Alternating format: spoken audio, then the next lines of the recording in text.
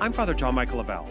On this episode of the Catholic Echo podcast from the Diocese of Youngstown, brought to you by the annual Diocesan Appeal and Cumulus Radio Youngstown, both myself and Carmen Repke will be discussing confirmation sponsors and godparents. Find more about this episode's topic, including articles from the Catholic Echo, at www.catholicecho.org/podcast.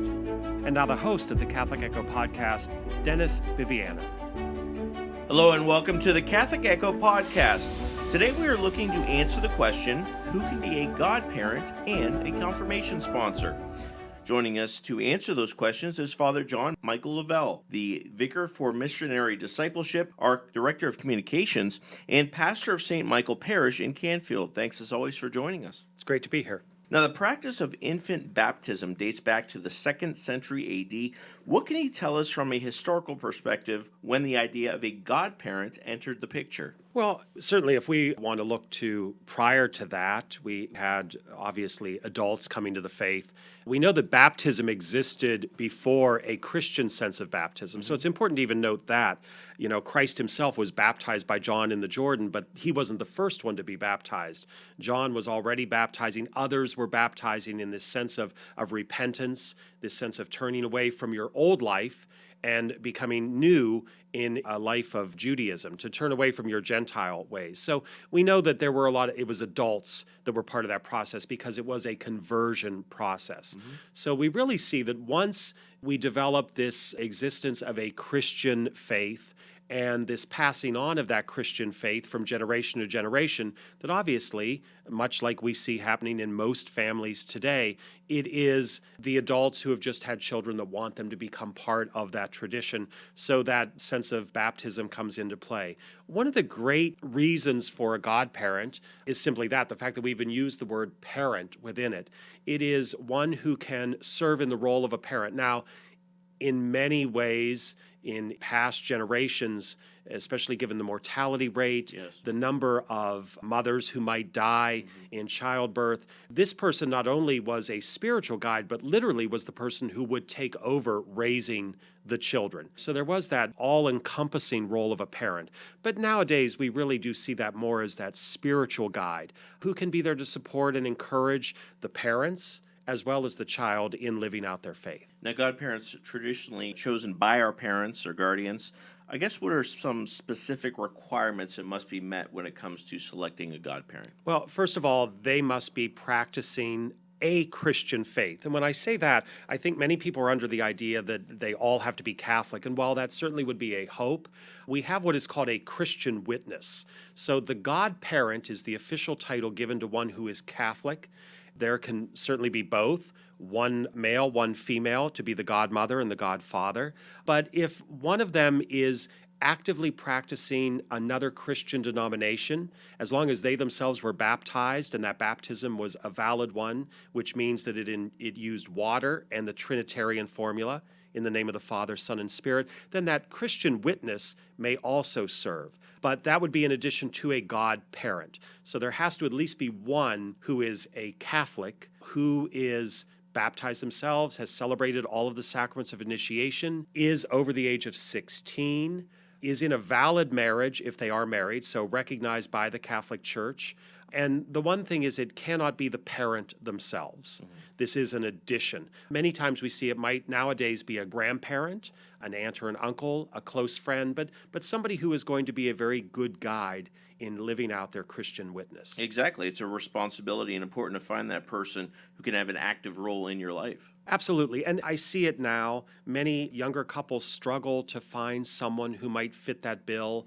In the past, when there were larger families, there might always be that aunt or uncle that hasn't yet become the godparent in the family, and so they're chosen. Sometimes it is more of a struggle as people are more mobile and they've moved to other parts of the country and maybe not established themselves in a church or made close friends. it does become a bit more of a challenge. Sometimes there are parishes that try to provide godparents. Certainly you'd want a relationship with them, but the more important factor isn't that it's your best friend or it was, someone that you've known growing up, but that they are going to be an example of living out our Christian faith. Mm-hmm. Now, over the years, have you noticed any shifts that are occurring when it comes to willingness of, let's say, Generation X or millennial parents baptizing their children, introducing them to the Christian faith? And are you concerned with any of the trends? I think a lot out there tells us that trends are that many people are moving away from practicing an organized religious faith.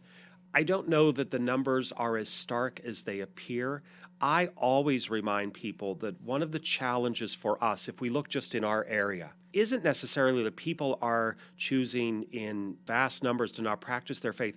Our younger people aren't necessarily here. And we have to face that reality that the economic climate has not allowed for the vast numbers of young people who in past generations would have, even without college, would have just right out of high school got a job at the mill, or there was a job here, there was a job there, and they established their families. Now, as people are more and more going to college and being educated for jobs that might not be as available here, we see our young people moving to other parts of the country, either larger cities in the South or in the West. I know in the state of Ohio, the only significant growth is really in the Columbus area. That doesn't mean people aren't here, but we're not seeing the numbers. So we can see that the number of baptisms are decreasing in our area. What happens, though, is, as I said, when these people move to other areas, they might not establish themselves in circles of friendships with other Catholic families, much like they would have grown up with here.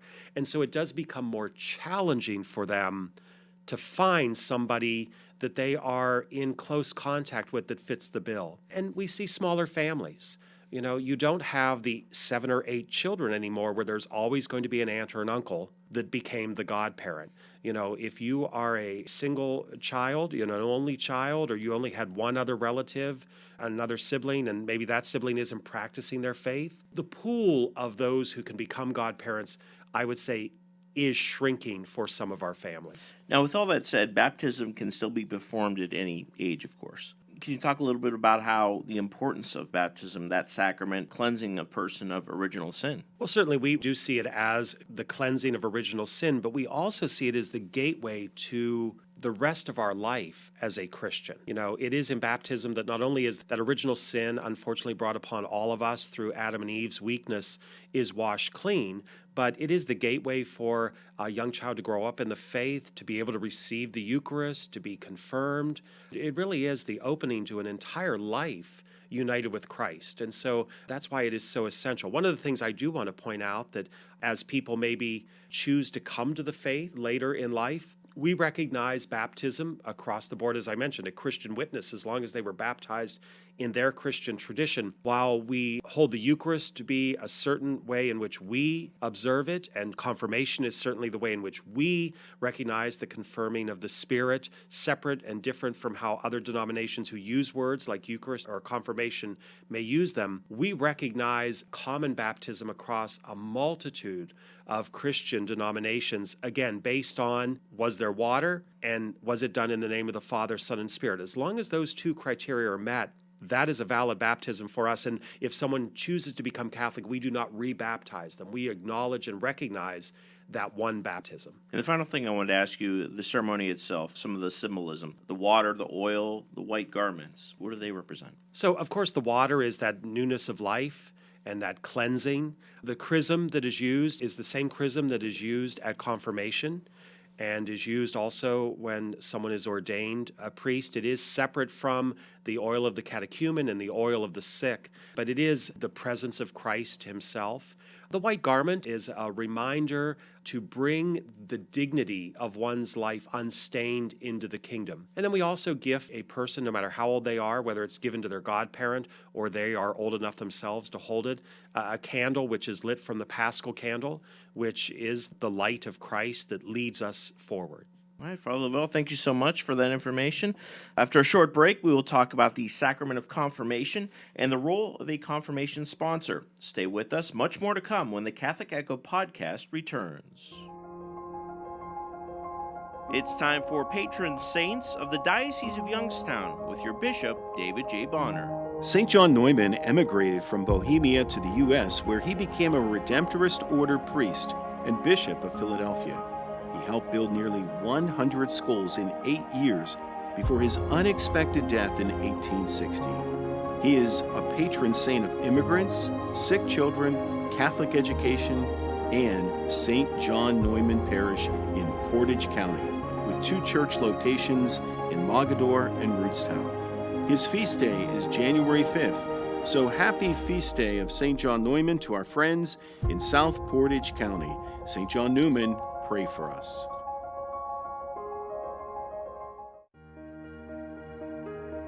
The Catholic Echo magazine is delivered free of charge to anyone who is registered at a parish in the Diocese of Youngstown, but subscriptions are also available for non-parishioners. A subscription costs $40 per year, and you can buy one for yourself or gift a subscription to a loved one. Email catholicecho@youngstowndiocese.org for more information.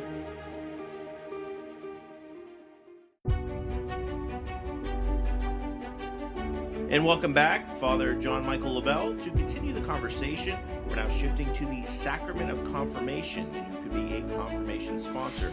Now, when it comes to confirmation, a sacrament most Catholics receive during the high school years, we also can select our confirmation sponsor, and many times that person is a friend, relative, someone who can share the faith with. What should be considered when seeking out a confirmation sponsor? And we had talked a little bit too, it should be a collaboration, maybe with your parents as well.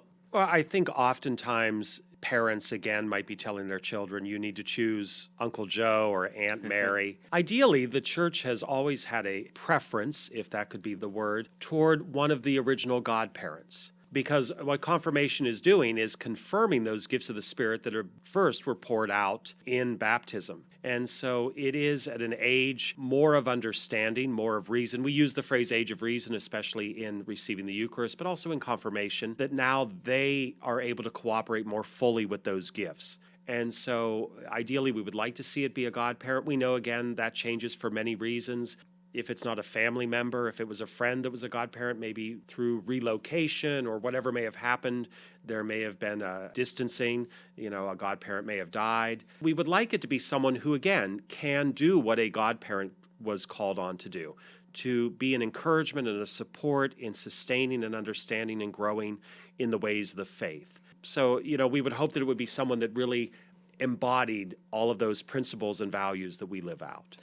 Now, are the requirements the same as maybe a godparent? Yes. So again, we want this person to be living a good life, a moral life in the church, to have received the sacraments of initiation. If they are married, to be living a valid marriage in union with the church. Again, to be 16 years or older. And again, the preference that it not be a parent. Now, sometimes a parent might stand in as a proxy. So that's something that we really didn't discuss in the godparent, where you choose the godparent or the sponsor, and they fulfill all the requirements. They are determined that they will be there for this individual, but something happens that they are unable to be there physically at the celebration. So you can have someone stand in place of that person to represent them. The confirmation sponsor or godparent that is chosen is the one that's recorded in the books. They're the one that we still would call upon to be in the role of the sponsor. But for whatever reason, they just couldn't be there that day for that ceremony. So it could even be a parent who stands in physically, but that's not the sponsor. They simply are serving as a proxy at the celebration. Do they both have to attend the preparation classes, or is that just something for the candidate? Sometimes the candidates are part of a prep session, but there's usually at least one or two of the prep sessions along the way where we would encourage the sponsor to attend, certainly knowing that they have to be part of that young person's life in other ways. But there are some activities that are done and helping them understand their role as well. Now, during the confirmation ceremony, we reaffirm our baptismal promises, anointed with oil, laying of the hands. Can you speak about some of those traditions? And this is something that's done at the cathedral by Bishop Bonner. The questions sometimes come up sometimes there are confirmations being held in parish churches, and then sometimes they are being held at the cathedral. And the question is, well, what makes it different? Sometimes that is based solely on the numbers of people being confirmed.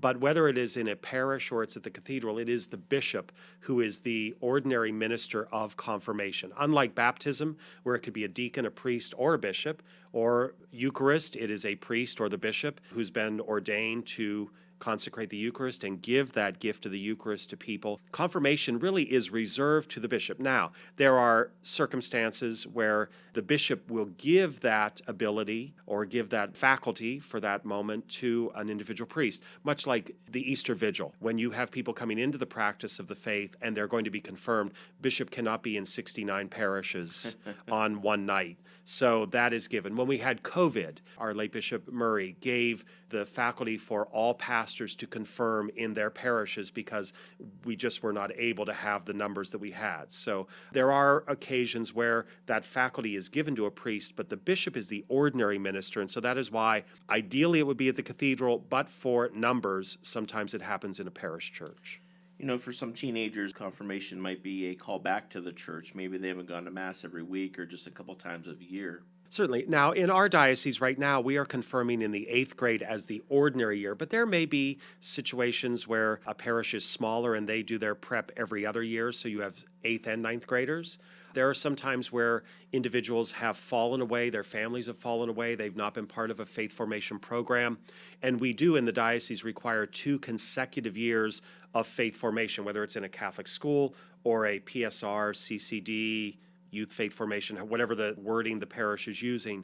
So that might mean that if a family came back in the 8th grade year thinking it's time for confirmation, they've not been part of a program, they might need to do 2 years, which means the young person would be in 9th grade. And it is an opportunity, yes, to bring them back to the faith. Not only those who have been with us to help them grow in the faith, but those who maybe have fallen away to reinvigorate their desire to live the faith. And I thought it was interesting in recent months, Pope Francis really called on young people to recognize that confirmation is the sacrament of witness, not the sacrament of goodbyes. Did you see that? And is this maybe something you incorporate into your homilies? I often speak about the fact that unfortunately, in many of our sacramental activities in the church, we speak of them in past tenses. We will look to a calendar date or a photo and say, I was baptized, I made my first communion, I was confirmed.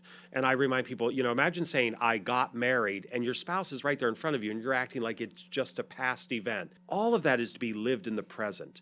I know our language has us say, I was baptized, but we are baptized. Every day we live our baptismal call. We are confirmed in the Spirit every day, much like we are married or we are ordained. We are living that life boldly and courageously today.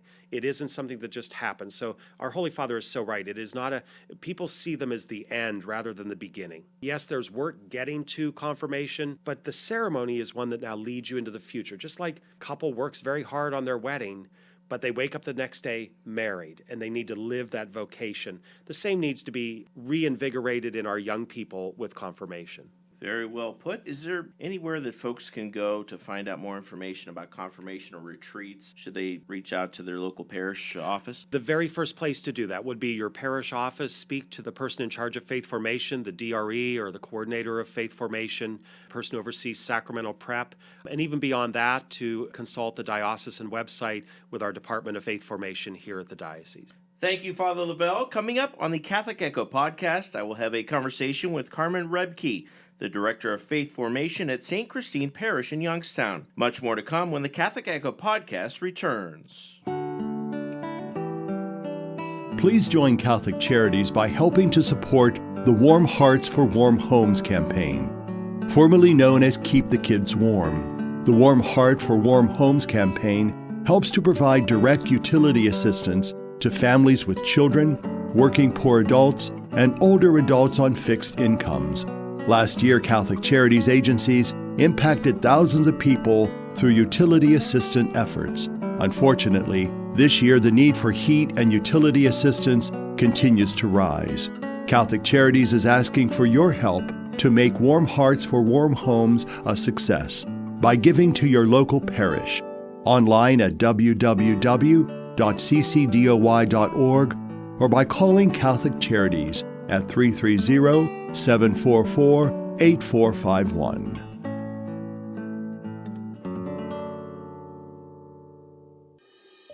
Wondering what happened to timely Catholic news in the Diocese of Youngstown? It's at catholicecho.org. There you'll find recent stories about Catholic life in all 6 counties of the Diocese of Youngstown, plus recent videos, podcasts, and even national and global news. You'll find it all at catholicecho.org. Sign up for the email newsletter while you're there to have Catholic news delivered to your inbox.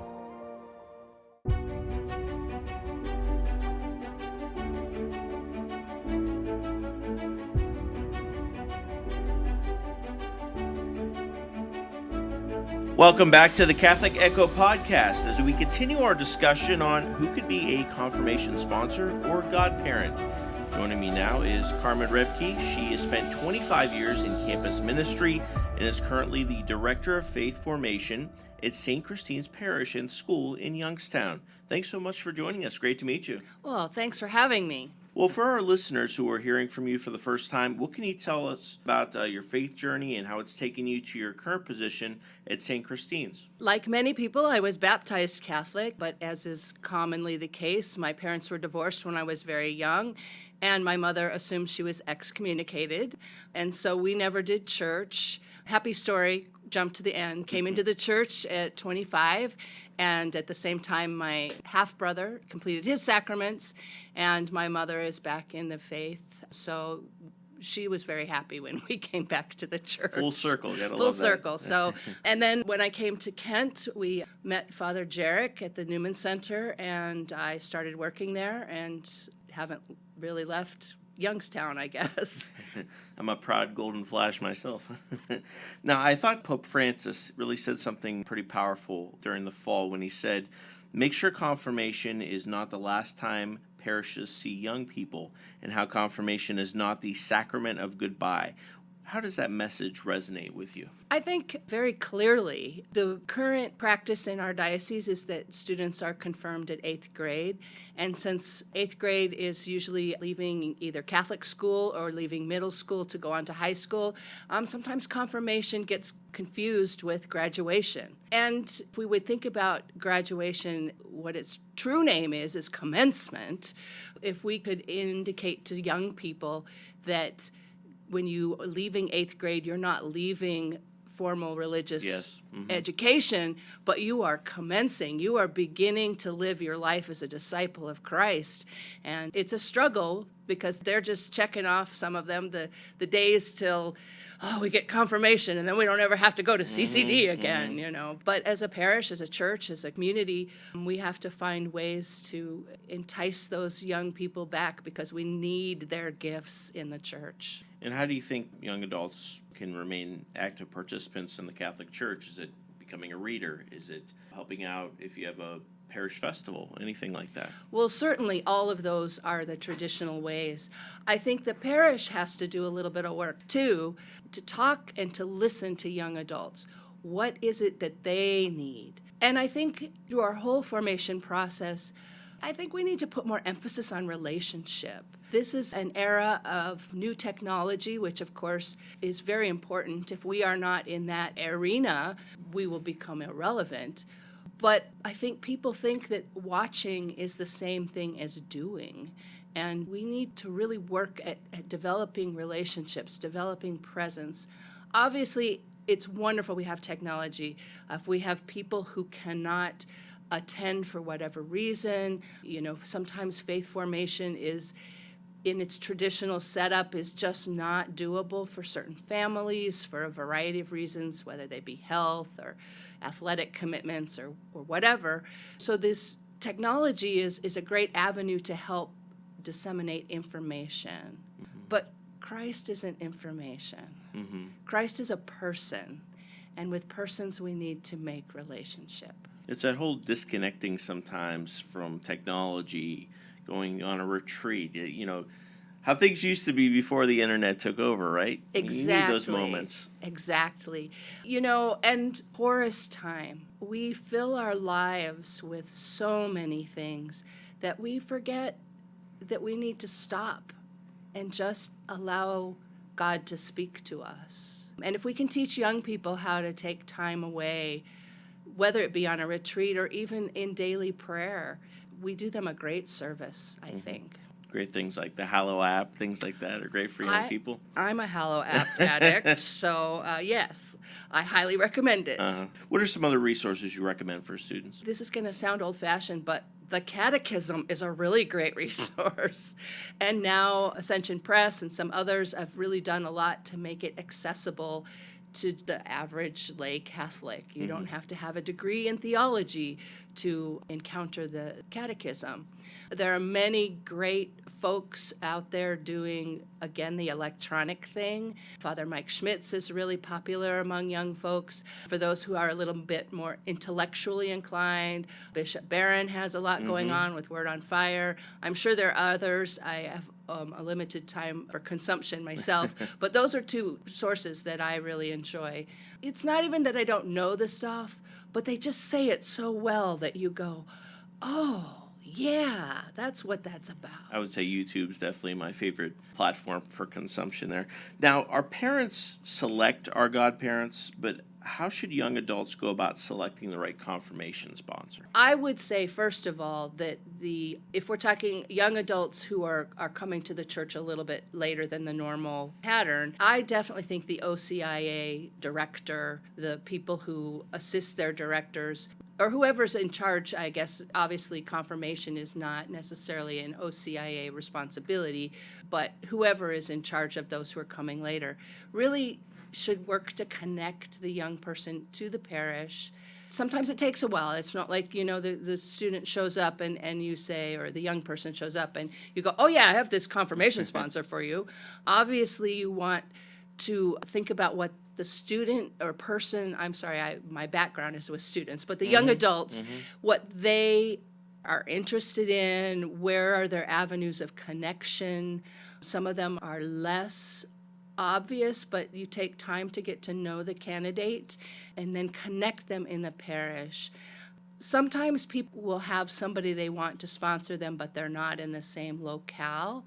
And I think it's a really great opportunity to partner a young person with somebody in the parish with the understanding that they won't be the sponsor at the event, but again, to build relationship. Definitely. My experience at Kent is we would have students who somehow were evangelized through the internet, which is not a bad thing at all, but they didn't actually know any living, breathing Catholics. So you have to take time to get to know them and then help them find the appropriate person. Is there anything else you'd like to mention that you think is important for students who are looking to get acclimated in the faith community? Go to church. I know that It sounds so simple, right? It does, but there seems to be a little bit of a disconnect in this era about being Catholic and going to church. Oh, I send my kids to CCD, but that's not what it is to be church. That's to help, but we were made to worship. That's the first thing the Baltimore Catechism tells us. We need to be together and we need to worship God. Amen. Carmen Rebke, thank you so much for your time. Thank you for having me. Thanks for tuning in to the Catholic Echo podcast. If you'd like to listen to our archives, check out catholicecho.org. The Catholic Echo podcast is a production of the Roman Catholic Diocese of Youngstown. Your host has been Dennis Biviano. Have a blessed day, and may God be with you.